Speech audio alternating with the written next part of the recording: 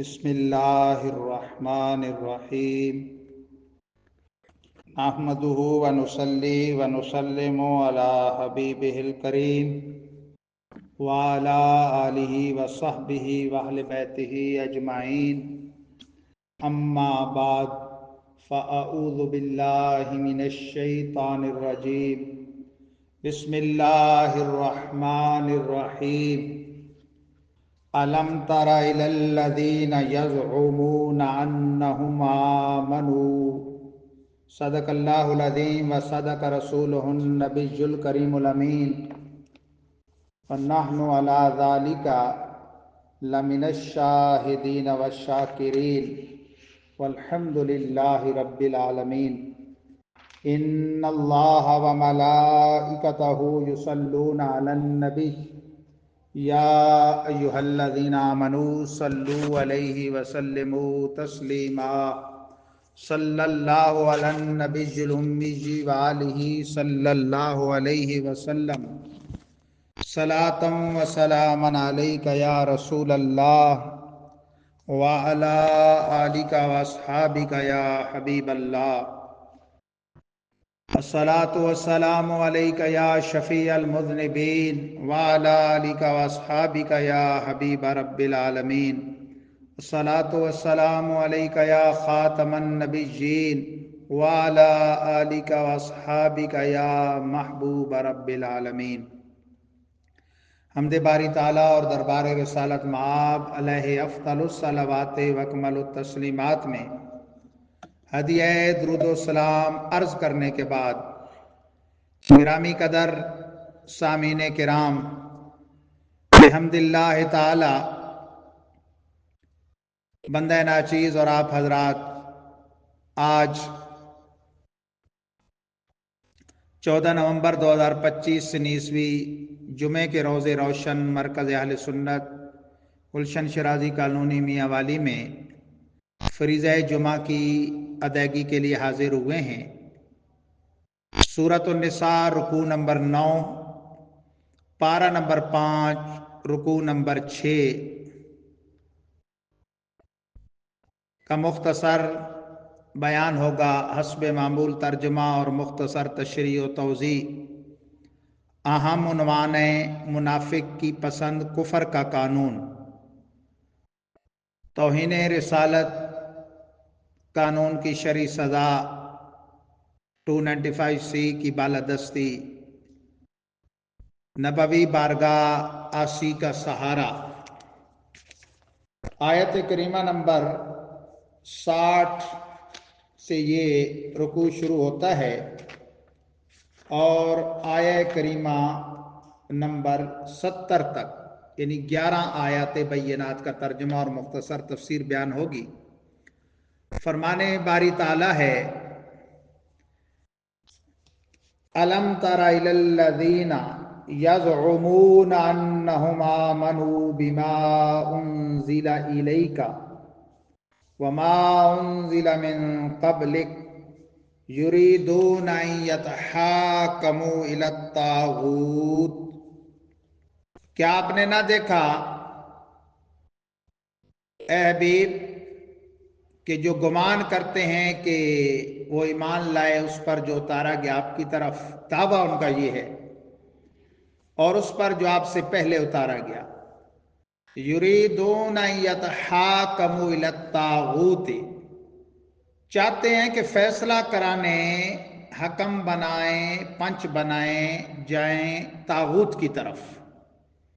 وَقَدْ أُمِرُوا أَن يَكْفُرُوا بِهِ، حالانکہ انہیں حکم دیا گیا تھا یہ کہ اس کا انکار کریں، اسے نہ مانیں۔ وَيُرِيدُ الشَّيْطَانُ أَن يُضِلَّهُمْ ضَلَالًا بَعِيدًا، شیطان چاہتا ہے کہ یہ کہ انہیں نرا بہکا دے۔ الم ترا یہ نفی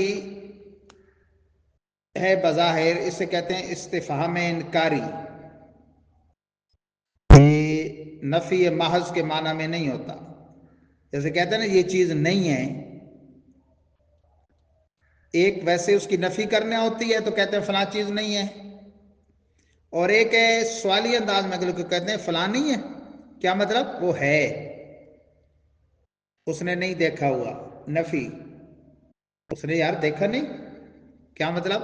بھائی اس نے تو دیکھا ہوا ہے، پھر وہ یہ کیوں بات کرتا ہے؟ ہمارے آقا دو عالم کے داتا صلی اللہ علیہ وسلم کی نگاہ نبوت سے بعطائے رب العزت کچھ بھی پوشیدہ نہیں۔ یہ تو حضور کے دور کا ایک واقعہ، ایک منافق اور یہودی کا جھگڑا ہو گیا۔ اللہ تعالیٰ تو الم تر الی الذی حاج ابراہیم الم تر کیف فعل ربک باصحاب الفیل فرما کے بھی بتا رہے کہ حبیب اپنے سے گزشتہ اولین کا علم بھی رکھتے ہیں۔ حبیب کیا آپ نے ابراہیم سے جھگڑا کرنے والے کو نہ دیکھا؟ ابراہیم اے حبیب آپ نے نہ دیکھا کہ تیرے رب نے ہاتھی والوں کے ساتھ کیا کیا؟ تو یہ تو حضور کے معاملہ ہے دور حیات ظاہری کا۔ جی ہاں، طاغوت بمانا سرکش اور شیطان ہوتا ہے۔ یہاں کعب بن اشرف یہودی مراد ہے جو رشوت خور تھا۔ ائمہ مفسرین نے لکھا اس کا شان نزول کہ ایک منافق اور یہودی کا جھگڑا ہو گیا۔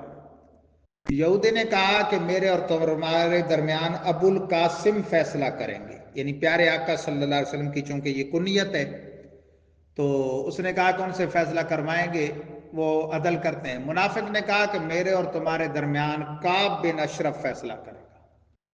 اب اندازہ کرو، کلمہ پڑھنے والا جو اندر سے کافر تھا، تصدیق قلبی نہیں رکھتا تھا، اقرار لسانی ظاہری کرتا تھا، وہ کہنے لگا کعب بن اشرف یہودی کے پاس جائیں گے۔ خیر یہودی اسے رسول پاک کے دربار میں لے آیا۔ دونوں کے بیان سننے کے بعد سرکار نے یہودی کو حق پر دیکھا تو اس کے تائید میں فیصلہ کر دیا۔ اب تو منافق اور مرچیں لگیں، اس نے اصرار کیا کہ میں اس فیصلے پر راضی نہیں ہوں اور حضرت عمر کے پاس چلیں گے۔ دونوں وہاں پہنچے۔ اس کی تقریر سے پہلے یہودی نے کہا کہ اے عمر، تمہارے پیغمبر میرے حق میں فیصلہ دے چکے ہیں۔ آپ نے کہا ٹھہرو۔ آپ اندر گئے اور واپس آ کر ایک ہی وار سے اس منافق کا سر تن سے جدا کرتے ہوئے آپ نے یہ تاریخی جملہ بولا، ہاکذا ہاکذا اقدی لمن لم یرضا، ہاکذا اقدی علی من لم یرضا بقضاء اللہ و بقضاء رسولہ۔ ہر ایسا خبیث جو اللہ رسول کے فیصلے سے راضی نہیں، میں اس کا فیصلہ اس طرح کروں۔ امیر المومنین فاروق اعظم کی شکایت لے کر منافقوں کا ٹولہ دربار نبوت میں پہنچا، کہا کہ بشر کو فاروق نے قتل کر دیا، عمر نے قتل کر دیا۔ کہا معاملہ کیا ہے؟ معاملہ پتہ چلا نا کہ میرے فیصلے کو منافق ٹھکرا کے دربار فاروقی میں گیا۔ جمہور مفسرین نے یہی لکھا ہے، بعض مفسرین نے یہ بھی لکھا ہے کہ وہ پہلے صدیق اکبر کے پاس گئے، وہاں سے بھی منہ کی کھانی پڑی منافق کو، پھر فاروق اعظم کے دربار۔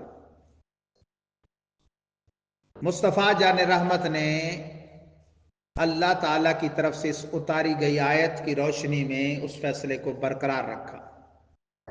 حالانکہ فاروق اعظم نے یہ جب ایکٹ کیا، سرکار خود موجود تھے، یہ ماورائے عدالت عظمی، گستاخ رسول کا سر تن سے جدا کرنا، یہ سنت فاروقی ہے جو ملک ممتاز حسین قادری نے 27 گولیوں کے ساتھ ادا کی،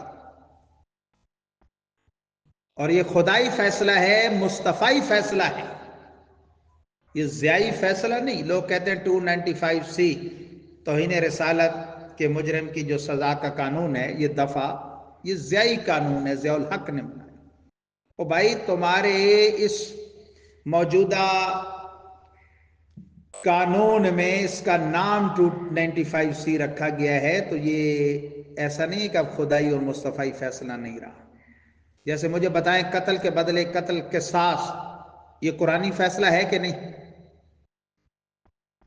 ہمارے قانون میں اسے کہتے ہیں دفعہ 302، تو اب وہ خدائی فیصلہ نہیں رہا۔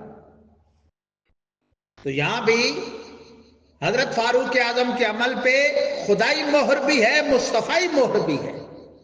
پتہ چلا 295C کا قانون توہین رسالت کے مرتکب کا سر تن سے جدا کرنا، یہ خدائی اور مصطفی قانون ہے، اور فاروق اعظم نے اس کی بنیاد رکھی، اور ہر دور میں عاشقوں نے سولی کے پھندے کو چوم کر بھی اس کو نبھا۔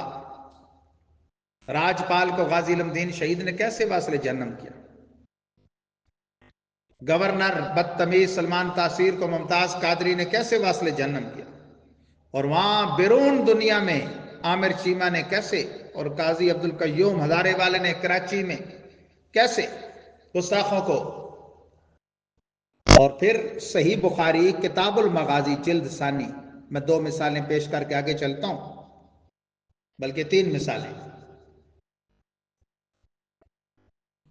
ابن خطل کعبے کے پردوں میں لپٹ ہے، حالانکہ حضور اعلان عام فرما رہے ہیں فتح مکہ والے دن، لا تثریب علیکم اليوم۔ ابو سفیان کے گھر کو دار الامان قرار دے دیا۔ ابو سفیان کا گھر تو ابو سفیان کا گھر، خدا کے گھر میں اس کے پردوں سے لپٹا ہوا ابن خطل۔ اس کا جرم کیا تھا؟ کافر تو اور بھی تھے، اس نے 2 لونڈیاں رکھی ہوئی تھیں جو حضور کے خلاف گانے گاتی تھیں، شعر پڑھتی تھیں۔ آکے عرض کی گئی یا رسول اللہ ابن خطل وہو متعلق باستار الکعبہ، وہ کعبے کے پردوں سے لپٹا ہوا ہے، فقال اقتلوا، فرمایا اس کو قتل کر دو۔ مقام ابراہیم اور چاہے زمزم کے درمیان لا کے حرم میں گستاخ نبی کا سر تن سے جدا کر دیا گیا۔ اور عبداللہ ابن عتیق نے ابو رافع جو مکے کا بڑا تاجر تھا، اس کو واصل جہنم کیا، حضور کے آرڈر سے کیا۔ واپسی ٹانگ بھی ٹوٹی تھی اور سرکار نے لعاب دہن لگا کے جوڑ دی۔ اسی بخاری کتاب المغازی میں ہے، فرمایا اس کعب بن اشرف جس کے پاس وہ منافق حضور کا فیصلہ نہیں مانتا تھا، کہتا تھا کعب بن اشرف کے پاس چلو، قرآن نے اسے طاغوت قرار دیا ہے، اس طاغوت کو بارے میں سرکار کا فیصلہ سنیں۔ صحیح بخاری کتاب المغازی جلد ثانی میں ہے، سرکار نے بھرے مجمع میں فرمایا مل کعب بن اشرف، کون ہے کعب بن اشرف کے لیے، اس کا جرم کیا تھا؟ یہودی تو اور بھی تھے، کافر اور بھی تھے، یہ حضور کی گستاخیاں کرتا تھا۔ فقام محمد بن مسلمہ فقال تحب ان اقتلہ، محمد بن مسلمہ کھڑے ہوئے عرض کیا یا رسول اللہ کیا آپ اس کو قتل کرنا پسند کرتے ہیں؟ فقال نعم، فرمایا ہاں۔ یہ جو اینکر بیٹھ جاتے ہیں نا مختلف ٹی ویوں پہ، شیطان کے چیلے،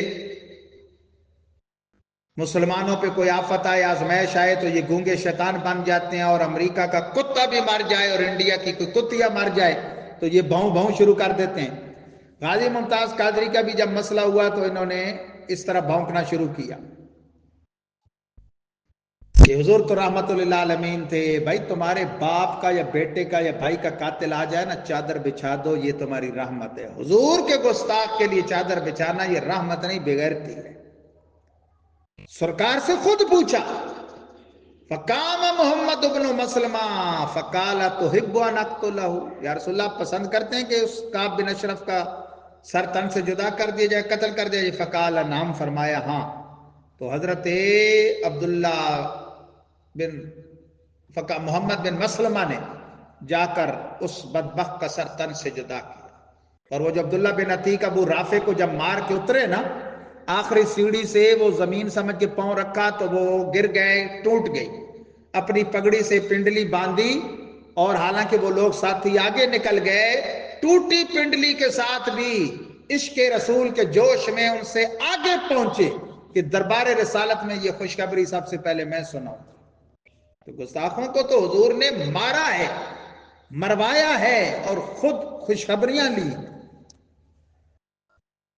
یہ سارا یہ جو آج جتنے بھی یہ مسلمانوں پہ گولی چلا دیتے ہیں نا، یہ 295C کو ختم کرنے کے لیے امریکہ اور دیگر بدبخت کفار ان پہ دباؤ ڈالتے ہیں، اور یہ ان کے غلام نوکر ہیں، بوٹ پالشی۔ تو یہ ہے بنیاد، 5واں پارہ 6 رکوع کی پہلی آیت۔ یہ فاروق اعظم کا صرف ماورائے عدالت اپنا عمل نہیں تھا، اس پہ خدائی اور مصطفی مہر بھی لگی۔ آج بھی یہ ممبروں پہ پڑھا جاتا ہے، مسلوں پہ پڑھا جاتا ہے، اور رہتی دنیا تک پڑھا جائے گا۔ آگے چلیں، فرمائے وَإِذَا قِيلَ لَهُمْ تَعَالَوْا إِلَىٰ مَا أَنزَلَ اللَّهُ وَإِلَى الرَّسُولِ رَأَيْتَ الْمُنَافِقِينَ يَصُدُّونَ عَنكَ صُدُودًا۔ آج تو اتنے عنوان ہیں لیکن وقت وہی ہے اور وہ کوئی ایک رکوع ہے۔ اور یاد کرو جب کہا جاتا ہے انہیں آؤ ادھر طرف اس کے جو اللہ نے اتارا اور رسول کی طرف، دیکھو گے تو منافقوں کو وہ رکیں گے، منہ پھیریں گے آپ سے بے رخی کا۔ یہ بھی دیکھو آج تک یہ جو یہودیوں کی روش چلنے والے اولیاء کے گستاخ بابی ہیں نا، ان کا یہی طریقہ ہے۔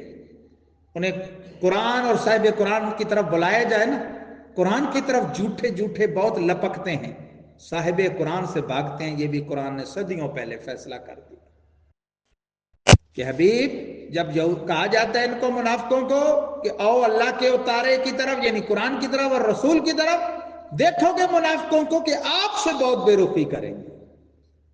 درس قرآن کے بہانے لگا لیتے ہیں، یہ بڑے بڑے درس، بڑے بڑے مدرسے، اور ہمارے بھولے لوگ بھی کہتے ہیں وہ جی قرآن پڑھانا ہے نا بچوں۔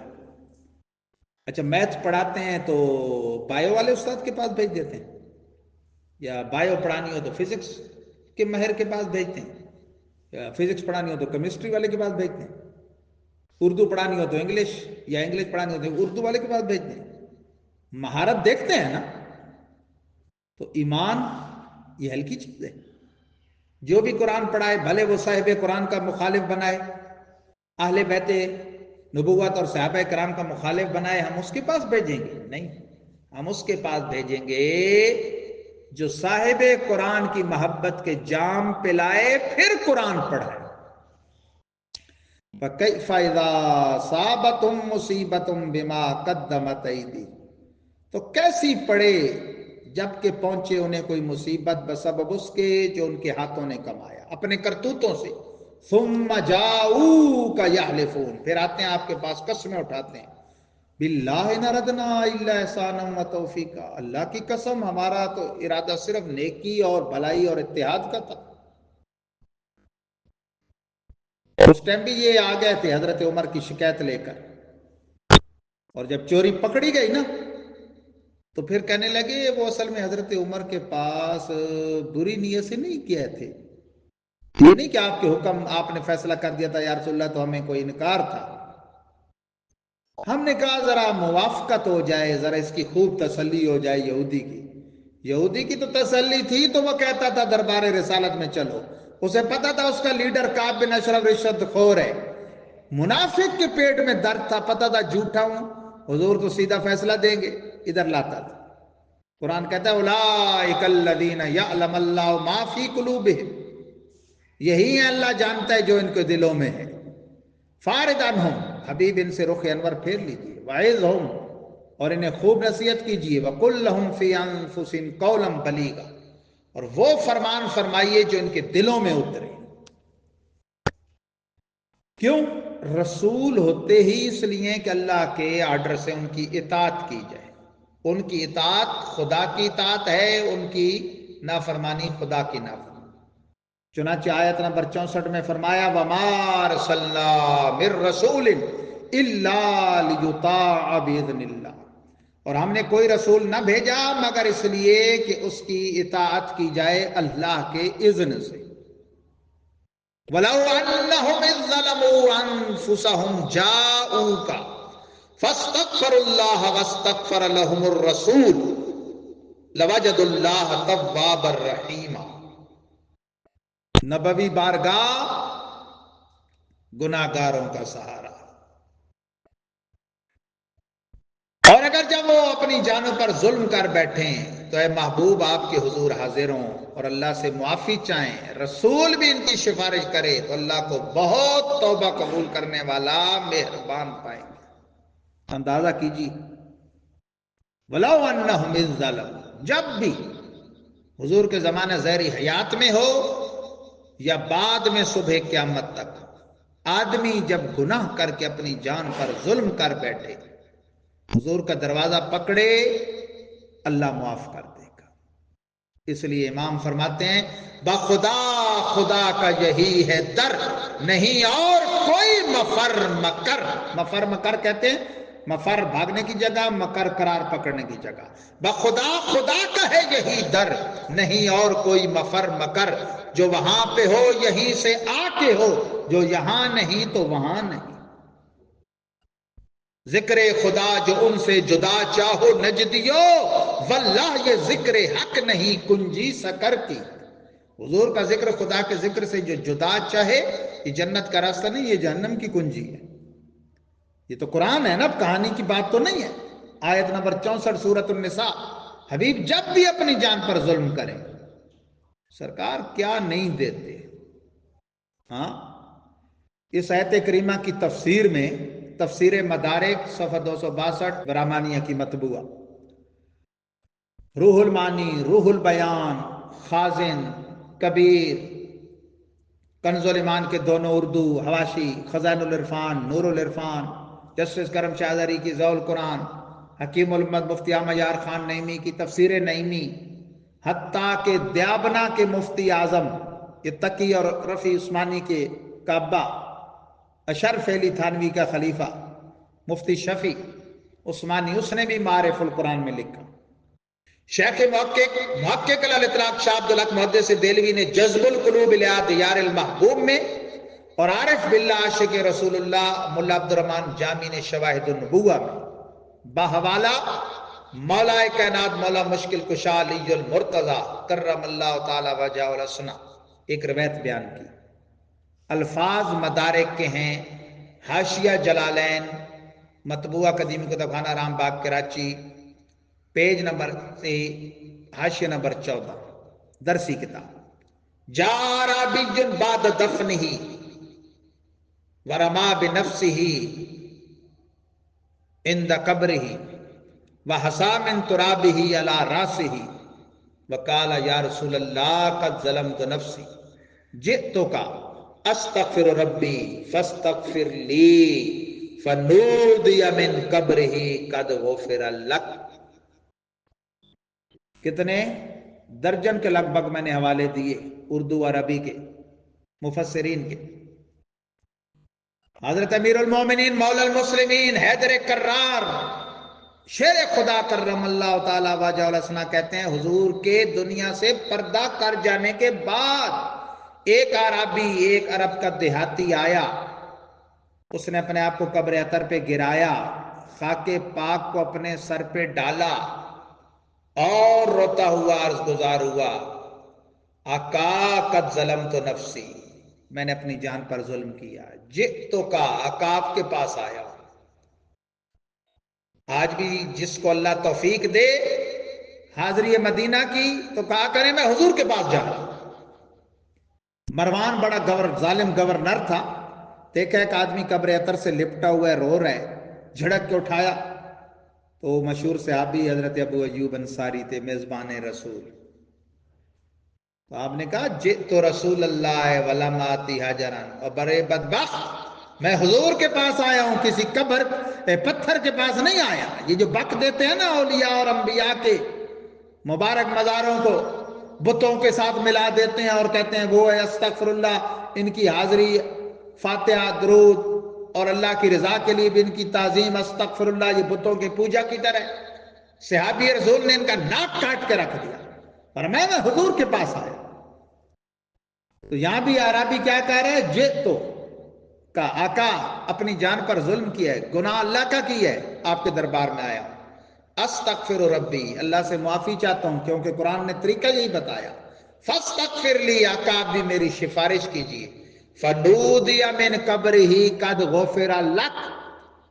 درجن بھر مفسرین اور شیخ محقق اور ملا عبد الرحمن جامی جیسے آدمی مولا علی کی روایت سے لکھ رہے ہیں، اور ان کے اپنے مفتی اعظم نے تو معارف القرآن میں یہ الفاظ لکھے کہ حضرت علی کہتے ہیں اس وقت جتنے لوگ قبر اطہر کے پاس موجود تھے سب نے اپنے کانوں سے سنا، آواز آئی اے عربی تجھے بخش دیا گیا. پتہ چلا مجرم بلائے آئے ہیں جاؤ کا ہے گواہ، مجرم بلائے آئے ہیں جاؤ کا ہے گواہ، پھر رد ہو کب، یہ شان کریموں کے در کی ہے. بھائی کوئی کسی کریم کے پاس، سخی کے پاس آ جائے بے بلایا بھی تو اسے دعوت میں شامل کر لیتے ہیں نا. کریم بندے کے پاس، ہر ایک کے پاس نہیں، آج کل تو کارڈ چیک کرتے ہیں نا، بین بلایوں کے ہو دیکھتے ہیں، لیکن کوئی سخی لجپال ہو اس کے دروازے پہ تو بے بلایا آ جائے. تو حضور تو سخیوں کے سخی ہیں اور ان کے در پہ بے بلایا نہیں آیا، قرآن کی دعوت پہ آیا ہے. تو حضور کے پردہ فرمانے کے بعد بھی جب مغفرت کا پروانہ مل جائے جو سب سے بڑی نعمت ہے، تو یہ پھر چھوٹی چھوٹی نعمتیں اور پھر زمانہ ظاہری حیات میں یا دنیا سے پردہ کرنے کے بعد اللہ کی عطا سے حضور بانٹیں تو یہ کوئی بڑی بات نہیں ان کے لیے. وہ تو مغفرت کا پروانہ بھی عطا فرما رہے. وہ مشہور ہے نا مسلم شریف کتاب طہارت باب الوضو کی حدیث، حضرت ربیعہ بن کعب اسلمی وضو کراتے تھے تو ایک دن فرمایا سل ربیعہ، مانگ. عرض کی جنت، فرمایا اور کچھ؟ جنت میں آپ کا پڑوس. تو انہوں نے کہا کہ یا رسول اللہ بات یہ ہے وغیرہ ذالک، اور مانگو. کہا کہ آقا جنت میں آپ کی رفاقت اور آپ کے قدموں میں جگہ یہ میرے لیے کافی. اسألک مرافقتک فی الجنہ.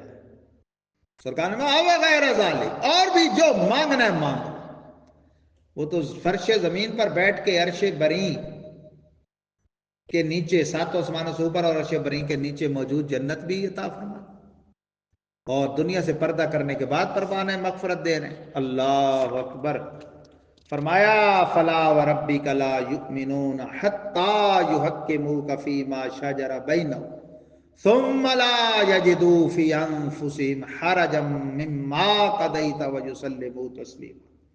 اے حبیب تمہارے رب کی قسم یہ لوگ مومن نہیں ہوں گے یہاں تک کہ آپ کو حاکم بنائے اپنے جھگڑوں میں، پھر نہ پائیں اپنے دلوں میں کوئی حرج اس میں جو آپ فیصلہ دیں، اور وَيُسَلِّمُوا تسلیما، اور اس کو دل سے مان لیں.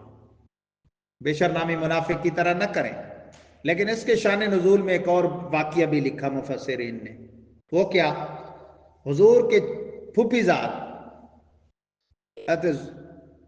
زبیر یا عبداللہ بن زبیر، ان کا اور ایک انصاری کا جھگڑا ہو گیا. پہاڑوں سے جو پانی آتا تھا نا، کھیت کو پہلے کون لگائے. عرب کا اس ٹائم قانون یہ چل رہا تھا جس کا کھیت پہلے ہے وہ لگائے پھر اگلے کے لیے چھوڑ دے.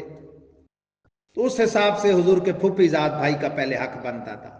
حضور نے فرمایا روک نہ رکھنا، لگا کے پانی پھر اپنے انصاری بھائی کی طرف چھوڑ دینا. تو اس انصاری کے منہ سے کچھ اس طرح کا کلمہ نکل گیا، بھئی رشتے کی ریت کا آپ نے لحاظ کیا. اللہ، غیرت ربانی دیکھو، غیور رب ہمارا کتنا غیور ہے حبیب کی عزت کے بارے میں. فرمایا حبیب جو مومن نہیں ہو سکتے یہاں تک کہ آپ کو حاکم بنائے اپنے فیصلوں میں، اور پھر دلوں میں کجی نہ پائیں اس کے بارے میں جو آپ فیصلہ دیں، بلکہ اس کو دل و جان سے مان لیں. تو حضور کو چھوڑ کے قرآن و سنت آج بھی موجود ہے نا، اللہ بھی موجود ہے نا، رسول اللہ بھی موجود ہیں. لا الہ الا اللہ، آگے کسی اور کا اب نام تو نہیں لیتے نا. حضور کے پردہ فرمانے کے بعد بھی مومن بننے کے لیے آگے کس کا نام لیتے ہیں توحید کے کلمے کے ساتھ؟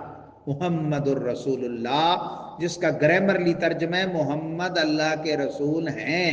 یہ نہیں کہ خالی تھے. تبھی تو پروانہ عربی کو ابھی سنا نا آپ نے، وصال کے بعد بھی آیا تو پروانہ مغفرت ملا.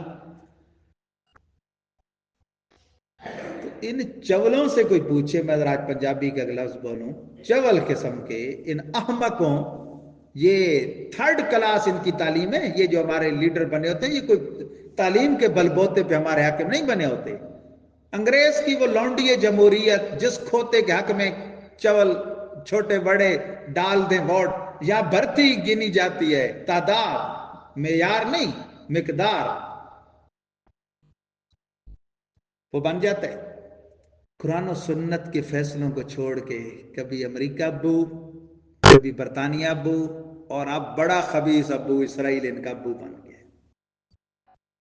یہ علماء، یہ مساجد کی بندش، یہ مدارس، خدا کی قسم کوئی ہم ادھر سے شرابیں بیچ رہے ہیں. ہمارا قصور یہی ہے کہ ہم ان کی یہ خباثتیں بتاتے ہیں، اور جب تک یہ قرآن ہے نا زمین پہ ہم بتاتے رہیں گے، اور یہ قیامت تک ہے.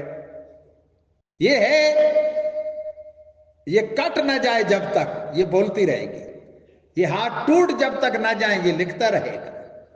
اللہ نے احقاق حق اور ابطال باطل یہ فریضہ ہے، اس امت کی یہ شان ہے اور امتوں کی نہیں تھی۔ کیا؟ علماء امتی کا انبیاء بنی اسرائیل، انبیاء بنی اسرائیل جو فریضہ تبلیغ انجام دیتے تھے، حضور کی امت کے علماء وہ ڈیوٹی دے رہے ہیں۔ العلماء ورثۃ الانبیاء، انبیاء کی وراثت کیا ہے؟ درہم و دینار نہیں، پیغام حق۔ جس دن خدا کی قسم یہ علماء ہیں تو ہم انسان ہیں، ورنہ ہم ڈنگر ہوتے۔ ہمیں کھانے کا طریقہ کون بتاتا؟ پینے کا، پہننے کا، چلنے کا، پھرنے کا؟ کیا ہم پر قرآن اترا یا ہم قرآن کے اتنے ماہر ہیں؟ ہمیں کس نے بتایا؟ علماء ربانی نے۔ چنانچہ میں اینڈ کرتا ہوں، اب صرف ترجمہ۔ وَلَوْ أَنَّا كَتَبْنَا عَلَيْهِمْ أَنِ اقْتُلُوا أَنفُسَكُمْ أَوِ اخْرُجُوا مِنْ دِيَارِكُمْ مَا فَعَلُوهُ إِلَّا قَلِيلٌ مِّنْهُمْ۔ اے کاش اور اگر ہم نے ان پر لکھ دیا ہوتا یہ کہ قتل کرو اپنے آپ کو یا نکالو گھروں سے نکلو، نہ کرتے یہ مگر تھوڑے۔ موسیٰ کلیم نے تو یہ بھی کروایا تھا قوم سے۔ وَلَوْ أَنَّهُمْ فَعَلُوا مَا يُوعَظُونَ بِهِ لَكَانَ خَيْرًا لَّهُمْ وَأَثْبَتَ تَثْبِيتًا۔ اور اگر انہوں نے کر لیا جو ان کو نصیحت کی جاتی ہے تو ان کے لیے بہتری ہے اور ایمان کی بڑی مضبوطی۔ وَإِذًا لَّآتَيْنَاهُم مِّن لَّدُنَّا أَجْرًا عَظِيمًا، اور ایسا ہو تو سمجھ لو کہ ہم نے دے ڈالا ان کو بڑا اجر۔ وَلَهَدَيْنَاهُمْ صِرَاطًا مُسْتَقِيمًا، اور چلا دیا سیدھی راہ، اگر یہ ایسا کر لیں۔ کریں گے نہیں۔ وَمَن يُطِعِ اللَّهَ وَالرَّسُولَ فَأُولَٰئِكَ مَعَ الَّذِينَ أَنْعَمَ اللَّهُ عَلَيْهِم مِّنَ النَّبِيِّينَ وَالصِّدِّيقِينَ وَالشُّهَدَاءِ وَالصَّالِحِينَ وَحَسُنَ أُولَٰئِكَ رَفِيقًا۔ یہ ایت بھی بڑی زبردست ہے، لیکن میں 2 منٹ میں اس کی بات تشریح کر کے ختم کرتا ہوں۔ اور جو کہا مانے، اطاعت کرے کس کی؟ خدا کی اور مصطفیٰ کی، تو وہ ان کے ساتھ ہوگا جن پر اللہ نے انعام فرمایا۔ وہ 4 ہیں: انبیاء، اصدقاء، شہداء، صلحاء۔ نبیوں، صدیقوں، شہیدوں اور ولیوں کے ساتھ ہوگا۔ کون؟ جو خدا اور مصطفیٰ کی مانے۔ نبی نہیں بن جائے گا، ضروری نہیں وہ صدیق بن جائے، ضروری نہیں وہ شہید ہو جائے، ضروری نہیں وہ ولی بن جائے، کیونکہ پہلا آپشن تو ہے ہی نہیں نا۔ خاتم النبیین، تاجدار ختم نبوت، جلوہ گر ہو گئے، نبی تو کوئی بن ہی نہیں سکتا۔ لیکن اطاعت خدا اور مصطفیٰ سے صدیقیت کے مرتبے پہ شہید یا ولی تو ہو سکتے۔ لیکن اگر یہ نہ بھی بنے، ان کی سنگت مل جائے گی، ان کے قدموں میں جنت میں جا مل جائے گی۔ وَحَسُنَ أُولَٰئِكَ رَفِيقًا، فرمایا وہ اچھے ساتھی ہیں۔ یہ بھی اہل سنت کی خوش بختی ہے کہ ان معززین کو دل و جان سے ہم چاہتے ہیں، نبیوں کو، صدیقوں کو، شہیدوں کو۔ نبیوں میں رسول اعظم ہمارے آقا ہیں، اور صدیقوں میں صدیق اکبر بھی انہی کے غلام ہیں۔ ذَلِكَ الْفَضْلُ مِنَ اللَّهِ، یہ اللہ کا فضل ہے۔ وَكَفَى بِاللَّهِ عَلِيمًا، اور کافی ہے اللہ علم والا۔ علم سارا کس کے پاس ہے بھائی؟ خدا کے پاس۔ اور نعمت ہے، وہ عطا فرماتا ہے۔ تو بندہ نعمت سب سے زیادہ کس کو دیتے ہے؟ اچھی چیز سب سے زیادہ کس کو دیتے ہے؟ جو اسے سب سے پیارا ہوتا ہے، تو وہ اس کے حبیب ہیں، اس نے ان کو عطا فرمایا۔ پھر جس کو دیتا ہے وہ اپنے حبیب کے ہاتھوں سے دیتا ہے۔ یہ اس کا کرم ہے، یہ اس کا فضل ہے، یہ اس کی رحمت ہے۔ الحمدللہ، الحمدللہ، ثم الحمدللہ۔ یہ دیکھیں نا، کلام پاک ہے، یہ قرآن ہے۔ آج سورۃ النساء کے 9 رکوع ہو گئے، پارہ نمبر 5 کے 6 رکوع ہو گئے۔ پروردگار عالم یہاں تک کا بیان کردہ قبول فرمائے، اس میں کمی، کوتاہی، خطا، لغزش محض اپنے فضل سے معاف فرمائے، اور آگے آئندہ یہ تسلسل جاری و ساری رکھنے کی توفیق رفیق مرحمت فرمائے۔ وآخر دعوانا الحمدللہ رب العالمین، وما توفیقی الا باللہ العلی العظیم۔ سنت اللہ۔